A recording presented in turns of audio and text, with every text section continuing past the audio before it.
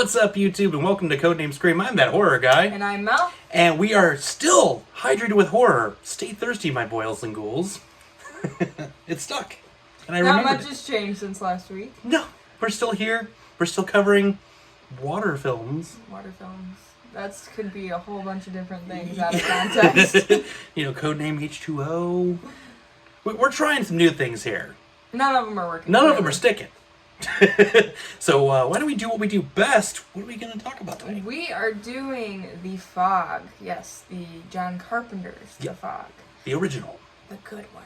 But I'm getting ahead of myself. Yeah. It was released February 1st, 1980, directed by John Carpenter, written by John Carpenter and Deborah Hill, and produced by Deborah Hill, music by John Carpenter. So, all of that sounds so familiar coming out of my mouth. Sounds like 1978 all over again. It does. Budget and box office, we got a pretty good one this week. Not too bad, right? $1.1 million budget. So, not too bad to start. Brought in $21.3 million. So, awesome turnaround. And adjusted for 2021 inflation, we're looking at $71.4 million. So, quite profitable little film here. Good all around. Yeah. And it gets even better with the critics and the audience. Yeah, because good news all around. Yep, Rotten Tomatoes critic score is 75%, audience score 64%. So higher end for us on this as well. It's so funny because outside of horror, those would be almost low numbers, but because it's such a genre that people hate, we're like, yeah, 64%. We'll take it. C average. Almost borderline D. We're like the underachievers in school. It's like, I passed. Yes, but did I make it? Yeah. So we're gonna briefly chat about this one. Yeah. You know, as we've been doing to this point. Currently, this one's free on Amazon Prime Video. So, I feel like this will be a pretty easy rundown for you because it's fairly cut and dry. Yeah. So we've got the city of Antonio Bay, cursed town. Back in the 1800s, 1880. To be exact, because the film is in 1980. But in 1880, 6 fishermen die from the fog, crash their boat. It's the end of it. Well, now the fog comes back in 1980 to take care of some business, and with it, bringing the 6 fishermen back with them. They're very much still dead. They're very, very dead. And we get to just watch different townspeople from different points of views and how it's affecting them. Tom Atkins returns, kicking all the ass as always, without the mustache, so it was a little sad. Jamie Lee Curtis back, killing it, and of course, Tom Atkins is fornicating with everything in sight, including Jamie Lee Curtis, because we can't have a horror movie without Tom Atkins fornicating with everything in sight. This is true. But yeah, you kind of leave it there. The 6 fishermen come with the fog, killing off. They got to kill 6 people. Yep. There's a little bit of a caveat into it with the father, and that kind of spoils it. We're not spoiling things, so we don't do that. We don't do that anymore. Even films that are, 50 older than years us, old. yeah, older than us, we still can't spoil it because there is the good chance one of you have not seen it, and you're here to get our take on it. Yep. Amazing. Yep. But what do we got for some fun facts? The movie took 30 days to shoot. Which is, I feel like, is the good average. Because sometimes we are like, this movie took 3 days to shoot. Yep. And then we had, what was it? Open Water with the 2 this years. took like a million years to shoot. We took 2 years, weekends only. Yeah, exactly. 30 days, I feel like, is a good time period. Oh, yeah. The original cut of the movie was too short for theatrical release, which I feel like is a total John Carpenter thing to do. So he added some additional scenes, including the later written scenes, which were the prologue with the elderly captain telling the ghost stories to the children around the campfire, which I have a whole thing to say about that in a minute. So the radio station, you think it's like the town's only radio station. Why would they be playing jazz music of all things? Well, it was for a practical reason because rock music is way more expensive, and that's why they went with jazz music because they didn't have to pay as much out. Yeah, I believe it. For royalties because, they didn't want to pay Led Zeppelin $5 million. Yeah, or get Dawkins to do the score. Or... Dawkins? Oh my god, that would have been so bad. Not that I have anything against Dawkins, but I just can't imagine Dawkins in a John Carpenter movie. But you could imagine it and have seen it in Nightmare on Elm Street. This is true. I just... Or Alice Cooper, even. We could have, you know... I just think that John Carpenter's so refined. He would go more for like a Zeppelin or a Rush. He'd be a Blue Oyster Cult. Yeah.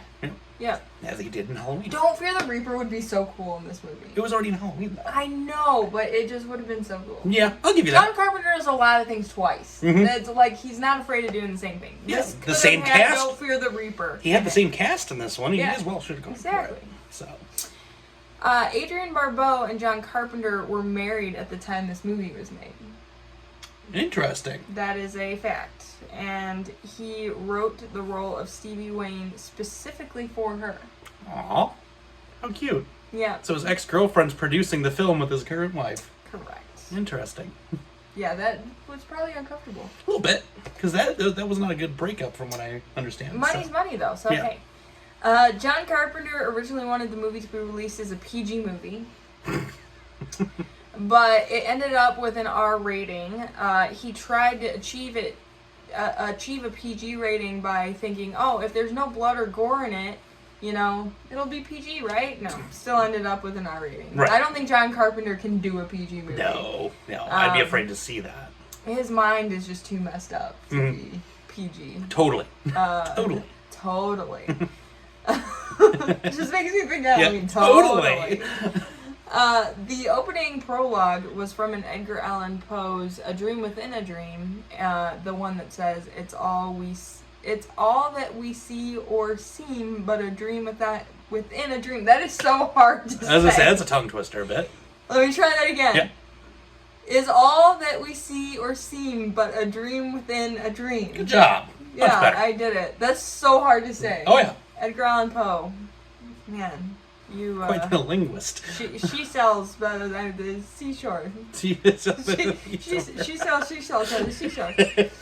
A remake of this movie was released in 2005. It was produced by John Carpenter and Deborah Hill. And they were like, this is fine.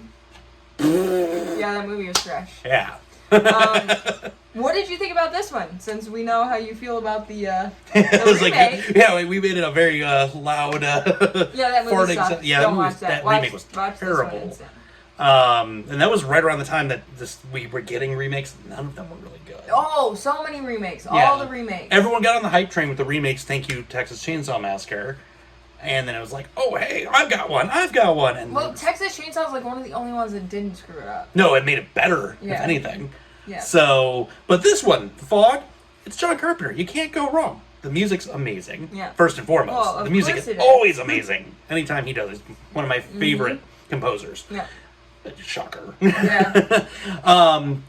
I liked the storyline. I don't think it was executed very well, though. Okay. As good as like the original is in comparison to its remake, I don't think it was executed as well as it could have. So you're saying the remake was executed better? No, it was poorly. It was made worse.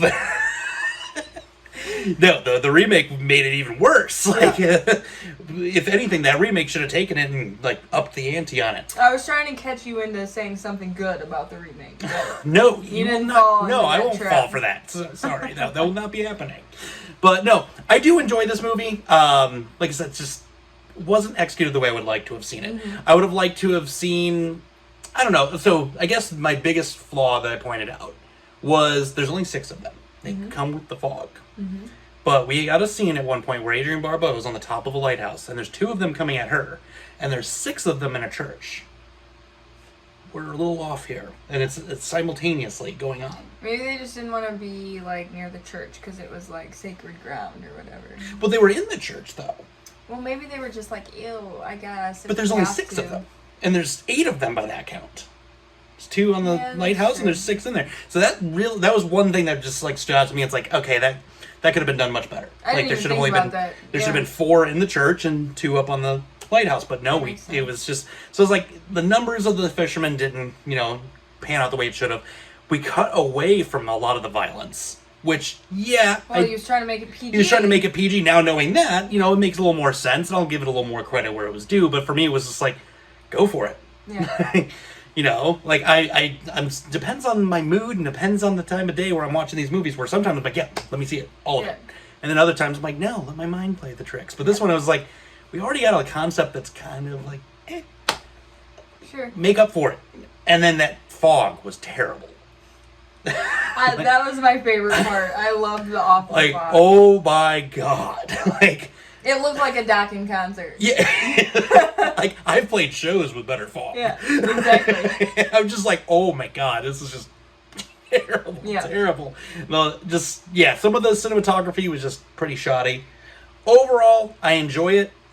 Is it something I go and rewatch regularly? No. It wouldn't be on my list of rewatches. Okay. So, yeah. And then you got the remake that just completely shit the bed. Yeah.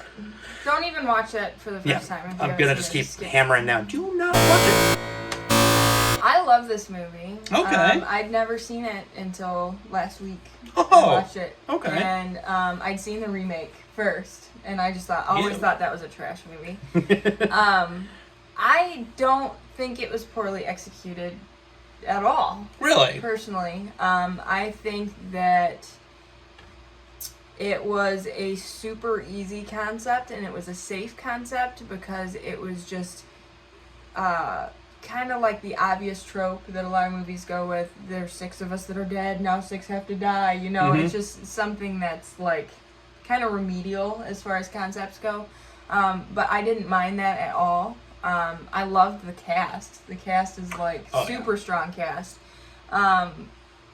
To me, it is a movie that I would put on again and again, because it's almost like something that I feel like will become kind of a comfort movie for me. Like, you know, something put on before you go to bed. Yeah. You know, because there's nothing scary about it at all. It's right. not scary.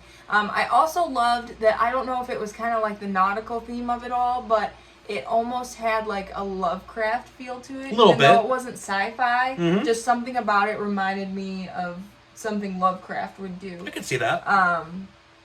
Just because I don't know what it is. Maybe it is the nautical theme. It has just to be, like yeah. Lovecraft, ocean, release the Kraken. Release the Kraken. Yeah, I don't know, but I loved that about it because anything that reminds me of H.P. Lovecraft, I'm gonna love because that's one of my obsessions. But yeah, to me, total comfort movie. I didn't mind the cheesiness. I didn't mind that the fog was stupid.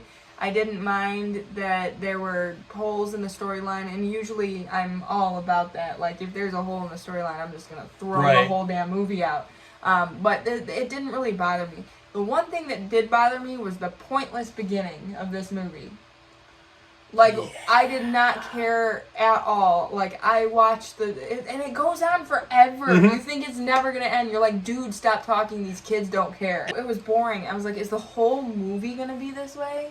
Like, it would have been one thing if it, like, I get now why he did it, because he had to lengthen the movie. Right. But it was, like, an unnecessary. Come on. Like, if it would have been, like, a little 15-second thing of, like, let me tell you a story, blah, blah, blah, and it would have faded into, like, almost like a dream sequence, and the whole movie be, like, almost like a retelling dream sequence type thing, that would have been fine. You know, cool. You know, add another layer. But this was, like, just fast forward through the first 5 minutes of this movie, if you want to watch it, because you will, or if you want to go to sleep, and you put it on as your comfort movie, wanting to go to sleep, you'll be out in the first 5 minutes.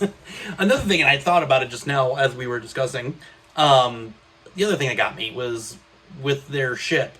Oh, it's underwater, and these bodies have been underwater long enough. They don't elaborate beyond that. And that was another thing that bothered me.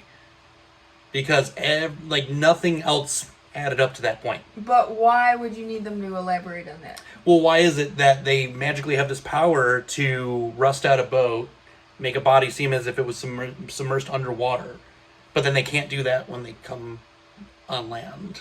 Okay, I see what you mean. That was another flaw there. That I was like, sure. Where was this power again? Yeah. Okay, I see what you mean. Yeah, but I feel like these flaws are so, like, minor to the storyline, but they are flaws. Yeah.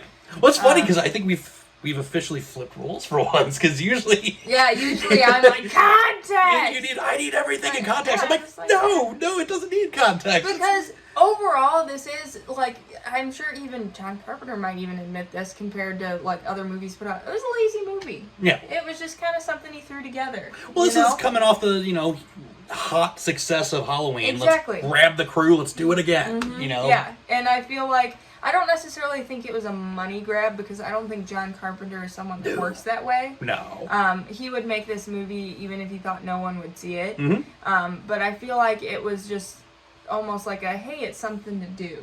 I'll give you that. Kind of thing. Like, it didn't feel like a whole lot of thought went into it. Mm-hmm. And it didn't feel like, I don't know. It just... And it seems like me saying that is a bad thing, but I did like the movie. Right. But it just felt, and I don't even want to say lazy, because that's not the right word, because you can't be lazy and make a whole ass movie. But, I don't know exactly what I mean, but you kind of get what I mean. I follow, it just feels thrown together, I guess. It just feels thrown together. But even with that, I don't mind that.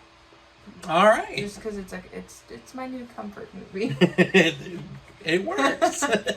My It's comfort not movie's Texas scary. Chainsaw Massacre. I'm not gonna have nightmares before I go to bed. The nightmares are in reality anyway. Now I'm gonna have nightmares for that. So no. I know a handful of you do enjoy this movie, because I have actually gotten messages asking if we were going to cover this on Instagram. So kudos, you guys kind of knew what we were on to here. But for those of you who have not seen it, link is in the description below. And for those that have, let's discuss it a little further. Leave out the spoilers, the few that are there, for the people that have not seen it, just in case. Again, do not watch the 2005 remake. We can also continue our conversations on Facebook, Instagram, Twitter, or email, whichever you prefer. So with that being said, scary later, YouTube.